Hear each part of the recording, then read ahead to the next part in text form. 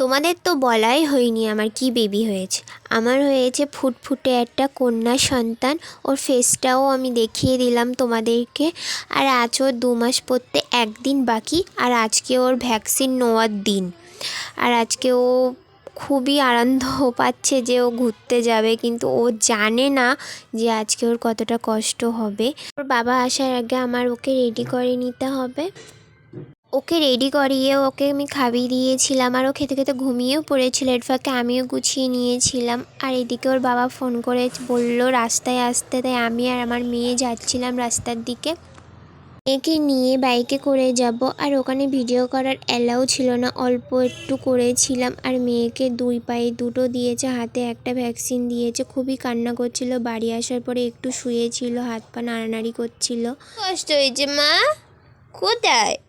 হ্যাঁ, কোথায় ইঞ্জেকশন দিচ্ছে? কোথায়? ব্যথা ব্যথা? বকে দেবো, বকে দেবো, একদম বকে দেবো ওদেরকে।